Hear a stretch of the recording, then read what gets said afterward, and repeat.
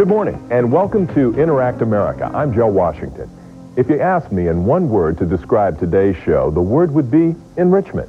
As a society, it seems we're spending more and more of our time trying to improve ourselves, both physically and mentally. With that in mind, we begin today's show at the local supermarket. We'll answer your questions about enriching your diet. We'll watch a local photographer use his artistry to enrich our souls. And we'll continue our look at the second of the 3 top finalists in the Georgia Association of Educators Teacher Hall of Fame Award.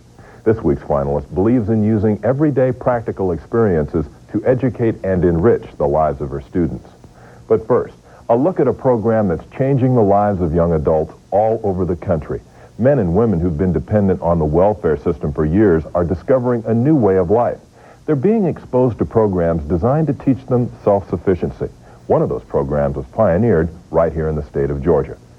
Myrna Moore joins us now with a progress report. Myrna? That's right, Joe. I'm in Covington, Georgia, a small town right outside Atlanta. But you know, this little town is really no different from the big city when it comes to the number of people dependent on the welfare system.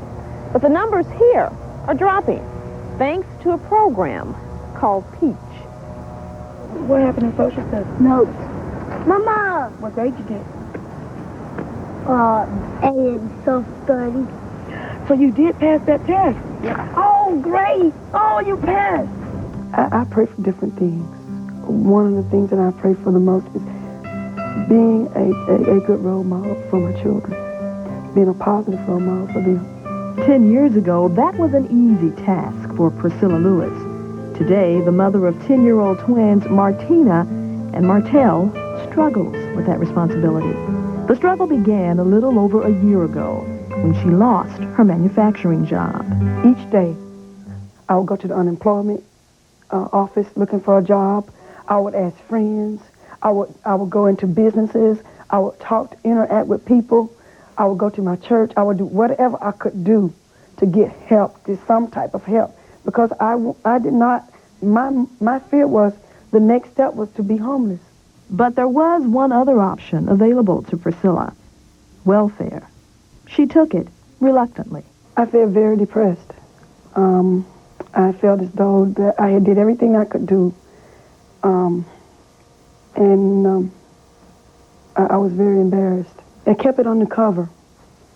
I didn't want anyone to know that I was going through this. So I did well in covering it up. Today, Priscilla is willing to tell the world her secret.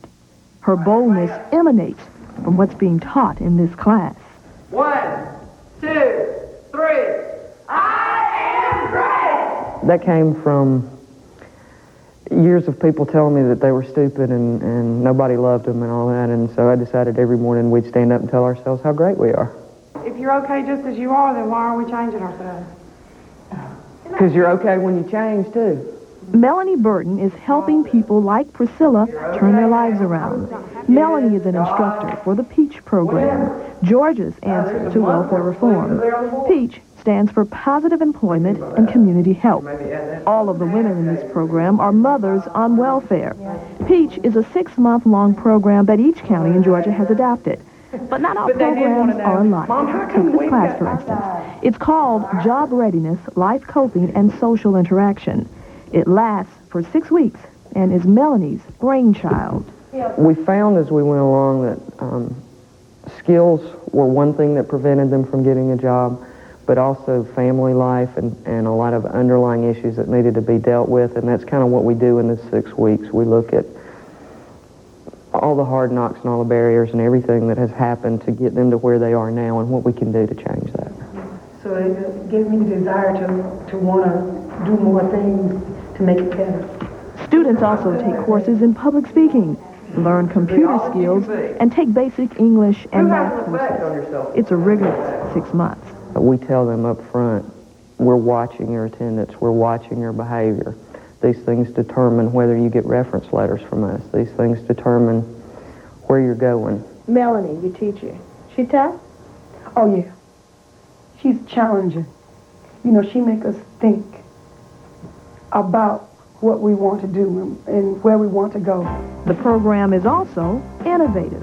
A lot of them, and I found this real hard to believe, they would look at me and say, never been shopping for myself. I don't know how to go shopping. I don't know how to match clothes. Celeste, what you think? No. No. No. No, not that. Now, how about this? I don't like that either. Peach provides a clothing allowance for the students. Clothing for interviews are not only paid for by the program, but the students' choices are critiqued by the instructor. Well, why not? No. That's not appropriate for an interview. Okay. You don't need jeans. You need something nice, something dressy, something that looks kind of classy. Much better. Now, in order for programs like Peach to work, the community as a whole has to be willing to do its part. And that doesn't always happen. I had several people in one of my groups who were interested in working in medical offices. So I got the phone book out and I mailed a letter to every one of them in the Newton and Rockdale area. How many are we talking? I'd say 40. And I had a response from one. Each student is required to take an unpaid job site internship in the field they're interested in. Now, what they don't receive in pay, they get back in experience. And no matter how much education they get, unless they're given a chance to get that experience, their chances of getting out and staying out of the system are little. There's so much talk about welfare reform and getting people off welfare and people becoming self-sufficient, but people have to start somewhere, and we need the community to help. Since its inception in Newton County 5 years ago, and despite the obstacles, the program has changed lives. So far, 137 people have been employed through the program, and the numbers are good for the state of Georgia as well. In August of 1994, the number of families on welfare was 140,926. In March of this year, that number was down by around 8,000. To me, if there's 25 people in this class and at least one of them comes out ahead, then it's been successful. Last year, that one person was Nina Benton. After 10 years on and off welfare, she's now a community worker at the Department of Family and Children's Services, a place she used to frequent as a client. I can remember my first interview with a caseworker, and she said, "Are you willing to work at this program?" And I said, yes, very much. Nina's advice to women in this year's class? You can do it. I can do it. They can do it. I did it. I had 5 children. They can do it. Mama, we did a science experiment yesterday. That's advice Priscilla doesn't have to hear twice. Is there any doubt in your mind that you won't succeed, that you won't get out, that you won't get out of this? No, I will succeed. I have the tools. I have the right instructors. I have the willpower. I have the desire. Yes, I will succeed. And I am going to succeed. Now, Priscilla and her classmates will finish the program in October, and the goal is for each student to be employed. Joe? Myrna, is the program exclusive to women? No, it isn't. Although the majority of the people in the class are women, men are certainly welcome. Thanks, Myrna. As we said earlier, most states have some kind of welfare reform program in the works. As a matter of fact, the state of Wisconsin recently adopted a new set of programs designed to end welfare by the year 2000. The programs will begin this fall. Still ahead, she spent more than 3 decades in the classroom motivating and educating children. We'll be back with her story right here on Interact America. And don't forget, our number is 404-885-4357. Later, we'll tell you where to drop us a letter and how you can reach us on the internet. Behind these doors are 2 people very much alike. Both graduated from college and started their careers at the same time, filled with ambitious dreams about the future. But as you'll see, there is a difference. It isn't intelligence or talent or dedication. It isn't that one person wants success and the other doesn't. The difference lies in what each knows and how each makes use of that knowledge. And that's the purpose of the Wall Street Journal. It gives you knowledge. Knowledge you can use to get ahead. The Wall Street Journal keeps you on the cutting edge with news and insights that can affect you personally and professionally. Subscribe now and have the journal delivered to your home or office. Now, with your paid 10-week subscription, you'll also receive our gift of 2 weeks free. That's 12 weeks of the journal for just 65 cents a day. Satisfaction guaranteed. Call now, 800-257-1234. That's 800-257-1234 for the Wall Street Journal. The jobs of tomorrow are here. Thousands of them, waiting to be filled. But you have to know the fields they're in, and you have to have what it takes to master those fields. Because you can't get the jobs of tomorrow until you get the skills of today. Start by calling ITT Technical Institute for an informative brochure. Call 1-800-257-1234. 1-800-257-1234. Call now.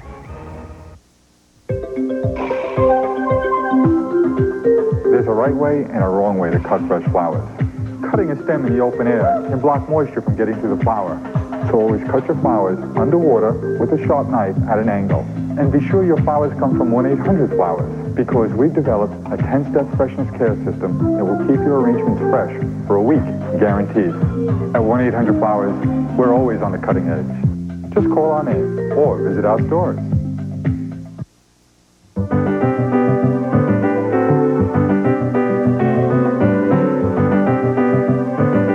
Each year, the Georgia Association of Educators recognizes outstanding teachers for their achievements in the classroom.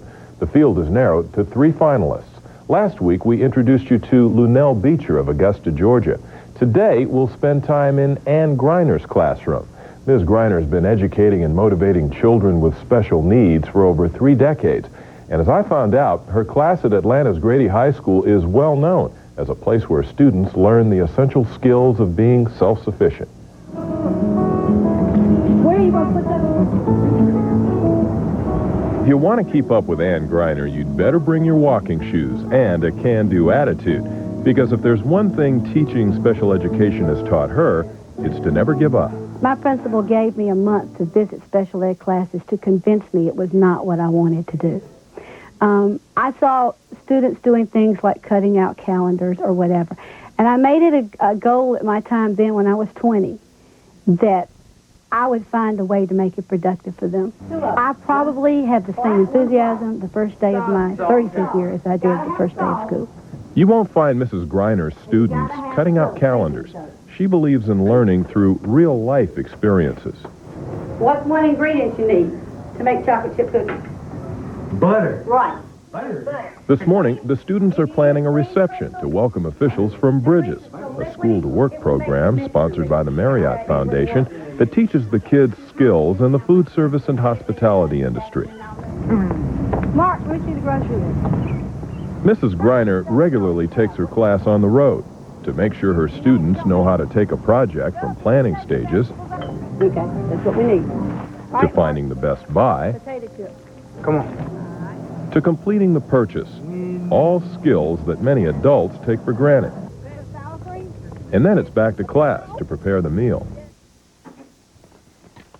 I feel that my mentally challenged students can be a productive citizen with society. And that's my goal, is for each of them to learn to do what they can do to their ability. They're very, very best. This is an educator who sees a lesson everywhere. She's been working with the Special Olympics since they began more than 20 years ago. You can teach academics and functional skills through Special Olympics. In doing the broad jump, a lot of times I have it out in my room and we measure how far we jump. When they run the 100-meter dash, we get them to time themselves so that they can actually learn time. So each of them in some way plays a part in their academic learning. Okay. Her lessons extend beyond her students to her peers. Personally, I like her teaching style. She's like a mentor teacher to me because she goes away from the traditional challenges of the inner classroom. She takes the kids out. What she teaches, they live. She lets her students live their experiences. I find her to be very inspirational. She is one of the most inspirational teachers I can really, truly say that I've met. And It's not only just as a teacher, but as a friend. Ann is the type of person that comes along and she's constantly telling you, you can do this and you can do that. And that's an inspiration for me, and therefore I get a chance to pass it on to my students. For all the praise and awards she's received over the years, Ann says she can't take all the credit. I couldn't do what I do without the people who support me. And because I have such a a group of people that support me and have stood behind me, to me that's important. Your phone bill came in. Now what do you do? That's actually Mrs. Griner's phone bill, and those are real checks. Once a month, one of the students works on my checkbook, and they actually write my bills. They balance my checking account, because I feel like that's real life, and that's something they will have to do. It is not a ditto sheet. It's a reality. Here's the bill. This is what you need to do. And so that's what we did. Doing what needs to be done is just another of this teacher's mottos. If not us, who? And if not here, where? If anybody can get anybody involved and motivate them, Ann Griner is the person to do it. Miss Griner, a nice teacher, and I love her.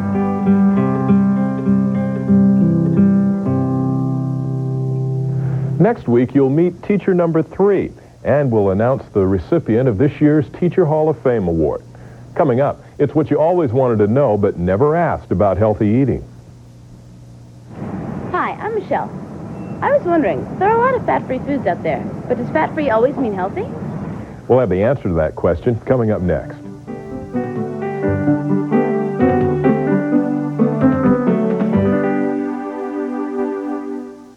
On the next National Geographic Explorer, we know how they kill. Now, see how they mate. Rarely seen footage of shark sex. It's a brutal, violent, savage kind of love. Then, a shark attacks, and over 400 stitches are needed to mend you. Would you go back into the water? This man did. For more encounters with a great white, hear his incredible story. It's an evening of amazing aquatic aggression. A special National Geographic Explorer, Shark Attacks. Sunday night, 9 Eastern, turn to TBS. One phone call can change your life. One call, and you'll have a Health Rider, the exercise machine that started a fitness revolution. The Health Rider will be delivered to your door fully assembled, so you can try it in your own home for 30 days. In just those 30 days with the Health Rider, you'll find that you'll look and feel better. Your clothes will fit better. You'll even sleep better. That's because the Health Rider gently stretches and tones every major muscle group in your body at the same time. So in just minutes a day, you get a full body workout. You won't believe what a difference that can make to your life. You'll have more energy, you'll lose weight, you'll build muscle. And if all that doesn't happen, just send the Health Rider back for a full refund. But it will happen. It will surely happen. So call us for information. Now is the time to feel good about yourself, to get off the diet merry-go-round and lose those pounds and inches. Call us now. The call is free. The trial is free. One phone call can change your life.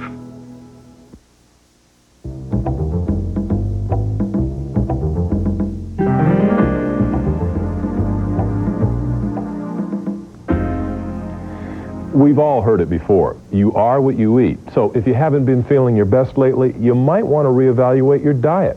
Sandra Young is the spokesperson for the Georgia Dietetic Association, and she's here to give us some insight on healthy eating habits and to answer some of your questions. Thanks for being with us, Sandra.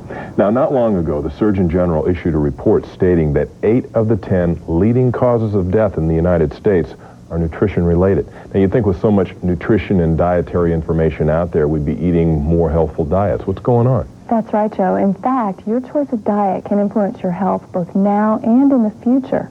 So diseases such as diabetes, hypertension, obesity can all be controlled safely and cost-effectively with nutrition therapy. Are we just not paying attention? Is that the deal? Yes. I mean, a lot of people have the nutrition information, but actually implementing it in their diet is quite another story. Okay, well, normally I'd have a whole bunch of questions for you, but we decided to give some of our viewers a chance to ask the tough questions, so let's go to the first question. Hi, I'm Michelle. I was wondering, there are a lot of fat-free foods out there, but does fat-free always mean healthy? Good question.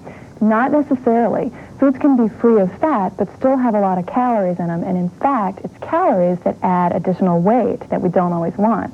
3,500 calories is equal to a pound of fat. So what you want to do is make sure that you're getting a variety of foods, but that you're not getting more calories than you need. And what you can do to help you do that is look at the nutrition facts label.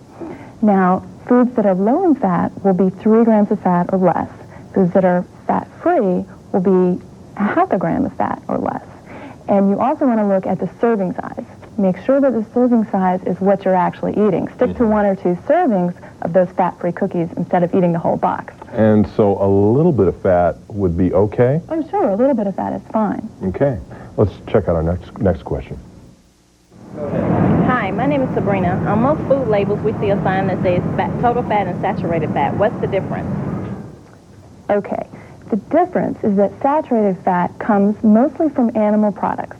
Beef, pork, chicken, dairy products, and any foods that are used that are made from these products will have saturated fat in them. Total fat is a combination of saturated fat and unsaturated fat in your diet. Now, unsaturated fat comes from vegetable sources. The most important thing for consumers to remember is to keep their total fat less than 30% of their total daily calories. And for the average person, this would be about 60 grams of fat. So again, the nutrition label can help you to calculate the amount of grams in your diet. Okay. We're getting some good questions. Let's see what else we have. Okay. Hi, I'm Suzanne. I am very health conscious and very nutritious conscious. My question to the nutritionist is that with all these artificial sweeteners that we are substituting in our food to avoid fat and to stay healthy and thin, what will be the long-term effect of all of this? And is one better than the other? That's a concern shared by many consumers. In fact, not only are we seeing more artificial sweeteners, but fat substitutes. This has been a big issue in the news lately. We can be assured that these substitutes are safe and effective if they're approved by the FDA. What we need to remember is that we don't know all the long-term effects of these things. People need to use these artificial sweeteners and fat substitutes in moderation to enjoy the desserts and special treats that they like to eat, but they need to not replace them or to not have them replace other nutritious foods in their diet, other foods that are naturally low in sugar and fat, such as fruits and fruit juices. Okay, let's hear what our next viewer has to ask. My name is Dale Chowers. I was wondering how often I should be feeding my children red meat. Red meat is a healthy food. There aren't really any good foods or bad foods. There's just good and bad diets. Children need a variety of foods, and red meat can fit into any child's diet. The important thing to remember is to select meats that are lean, red meats that are lean, extra lean ground beef, sirloin, tenderloin, round steaks, and to cook them in a manner that does not add any fat to them, such as grilling or baking or just throwing it on the grill outside when you want to do a barbecue. In terms of amounts, we need to watch portion sizes. 2 or 3 ounces a couple times a day for a child is appropriate, and red meat a couple times a week for your child as well as yourself would be considered okay. Okay, that's great. Thanks for the information. We appreciate your being here. Thank you. All right. And we'll be back with more Interact America right after this.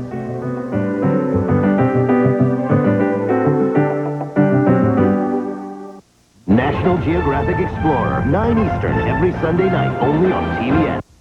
I can't stop loving you. I've made up my mind. They've won more awards than any group in country music history. Harold, Bill, Don, and Jimmy, the Statler Brothers. Oh, yeah, I'm the great Heartland Music presents the Statler Brothers in a brand new collection of all-time classics. Since you've gone, my heart, my lips, my tears and I. Good night, sweetheart, well, it's time Now, to go. the Statlers bring their special magic to the songs we'll never forget. One girl, one boy, some grief, some joy, memories are made of this. Everybody gets a little rise and shine with the great big 24 bubble Classic. boy. He pops a boogie woogie bag, Chattanooga shoe shine boy. The naughty lady in Shady Lane. 24 of the best love songs ever. Dear, have I told you lately that I love you? But this great new Statler collection is not in stores. Please stay tuned to order now. He's got the whole world in his hands. He's got the whole wide world. Call 1-800-257-1234 to save all COD charges and pay only $14.98 for cassettes or $19.98 for 2 CDs, plus $3.50 shipping. Use your credit card or send check or money order to New Statler Brothers, P.O. Box 2889, Atlanta, Georgia. Remember, save all COD charges by sending check or money order or use your credit card. As thousands of visitors descend upon the city of Atlanta for the 1996 Centennial Olympic Games, they will bring with them their own perceptions about the South. Those perceptions are sure to be influenced by an exhibit titled Picturing the South, 1860 to the Present. The High Museum of Art and the Atlanta Committee for the Olympic Games Cultural Olympiad are organizing the exhibit, featuring 200 photographs from more than 100 artists and studios.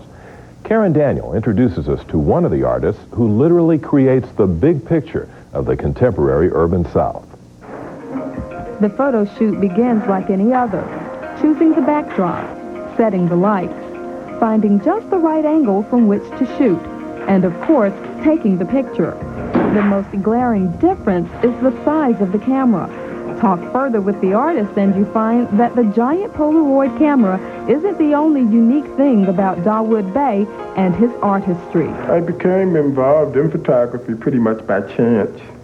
When I was about 15 years old, my godmother gave me a small 35mm camera that had belonged to my godfather. I wasn't at all interested in photography at that time, but for whatever reason, she asked me if I wanted the camera. I thought it would be pretty impolite to say no, so I said yes. I took the camera. And also, around the same time that I got the camera, a few months later, I went to see an exhibition at the Metropolitan Museum of Art called Harlem on My Mind. The exhibition was probably significant because it was not only the first time that I had gone to see a photography exhibition, but most of the pictures in the exhibition were photographs of African Americans. An exhibition and a gift started Dawood on the path to becoming a photographer and to becoming an inspiration to others who might follow in his footsteps. I've been photographing primarily high school students in different parts of the country using the 20x24 Polaroid camera. And in photographing them, I also engage in a range of other activities that have to do with initially looking, for example, how stereotypes have historically been created in photographic form. From that, we go on to talk about how those images can be questioned or challenged through the making of photographs.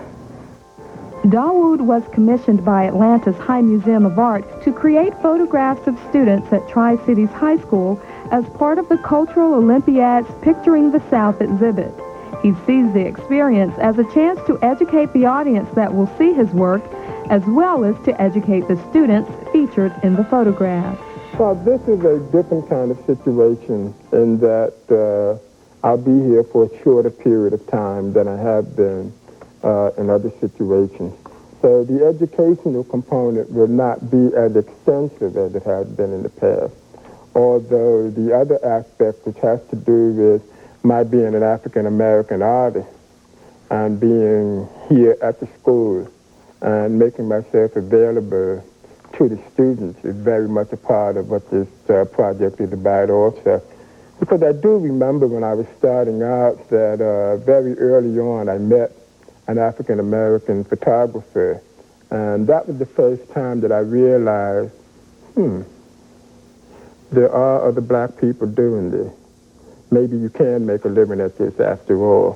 What I've learned is that there's definitely a market for photographers like that do Polaroid photography, and I learned that there's a future for me in the business, and as far as succeeding in the business and becoming successful as an entrepreneur that I am, and also as a photographer. Corey and the other students who participated in the photo project are enrolled in Tri-City's Visual and Performing Arts Magnet program. The exposure to Dawood's work and the introduction to the 20 by 24 Polaroid was worth countless days in the classroom. I really know it was a giant Polaroid, and there was only about 5 of them in the world. And it's very interesting how this Polaroid can just pick up all this texture in the face and picks up everything. I mean, even a little scar that you had in 5th grade, that's tiny, and you can just pick it up. It's amazing how it works. The 235-pound Polaroid makes prints that are about 25 times the size of a traditional snapshot. The camera produces prints of great detail and subtlety, leaving one to question whether the image is live or Polaroid. Well, one of the things that attracted me to the camera, and that was directly related to the work that I was doing before with the black and white, smaller format Polaroid, was the ability to get an instant image.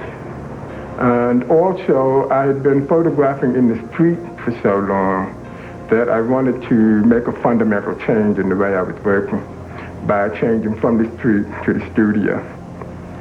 One of the reasons for that had to do with the fact that we tend to read or describe who a person is in a photograph just as much by the environment that they are in as we do by who the person is physically.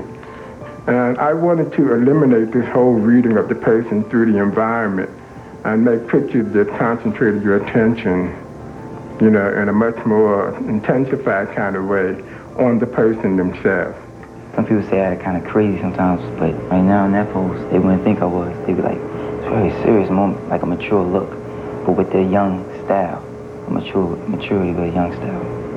With the way we're looking, like with the eye contact, it makes it seem as if we're trying to give somebody a message or tell them something like stop doing certain things or whatever and better yourself. It kind of gives that, probably will make them think. Dawood hopes the hundreds of thousands of people who will see his portion of the exhibition June 15th through September 14th will come away with an insightful picture of African American teens in the South. I think it's very important in the sense that there have been a lot of stereotypes created around who black teenagers are.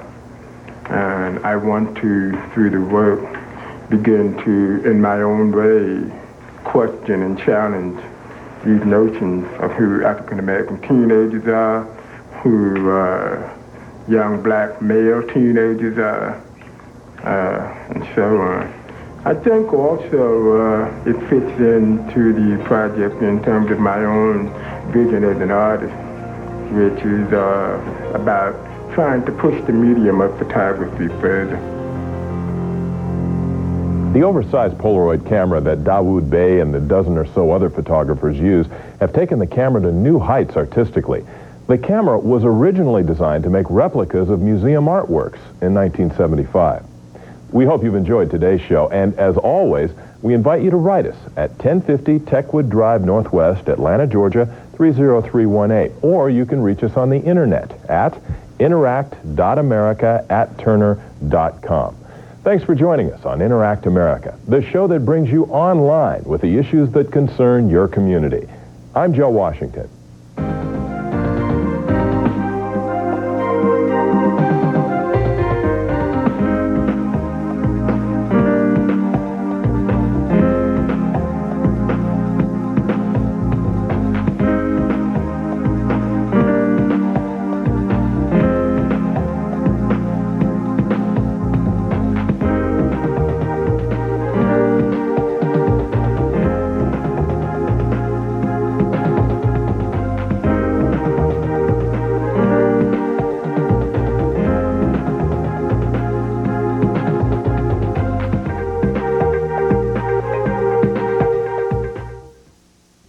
TBS Awards Saturday. Tonight, 20,000 Leagues Under the Sea. The biggest night of movies on the biggest night of the week. TBS Awards Saturday, 8:05 Eastern. Tonight, only on TBS. Welcome to the disaster area on TBS. Up is down, right is left is wrong, the future's the past. The disaster area is funny that way. It's real deep.